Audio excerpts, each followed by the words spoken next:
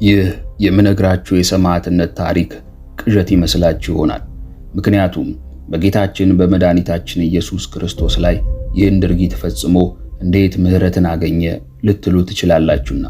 ይህ ሰው ኢየሱስ ክርስቶስ በአይሁድ በሐሰት ተከሶ በፍርድ አደባባይ ላይ በቆመ ጊዜ የአይሁድን ዓመፅ በመፍራት ጌታችንን ለሞት ተላልፎ እንዲሰጥ ምክንያት ሆኗል። ይህ ታሪክ አስቀድሞ መርምሮት ምንም በደል እንደሌለበት ያረጋገጠው፣ ነገር ግን አይሁድን ፍራቻ ያለበደሉ ያለ ኃጢአቱ ከወንበዴዎች ጋር እንዲሰቀል የፈረደበት የሰማዕቱ የቅዱስ ጲላጦስ ታሪክ ነው።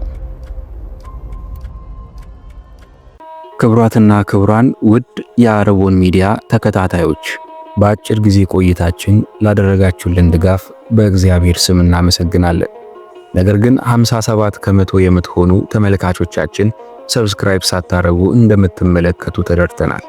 አሁንም ሰብስክራይብ በማድረግ የደወል ምልክቱን በመጫን አገልግሎቱን ትደግፉ ዘንድ በልዑል እግዚአብሔር ስም እናሳስባለን።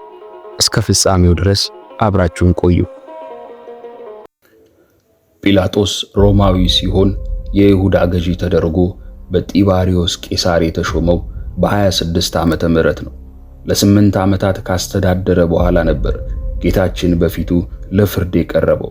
ጲላጦስ የጌታችንን ንጽሕና በመረዳቱ በመጀመሪያ ሊፈታው ወዶ ነበር። ነገር ግን ይህን ብታደርግ የቄሳር ወዳጅ አይደለህም ብለው አይሁድ ስላስፈራሩት አስገረፈው። አሁንም አይሁድ ሞት ይገባዋል ብለው ስለጮሁበት ከደሙ ንጹሕ ነኝ በማለት አሳልፎ ሰጣቸው።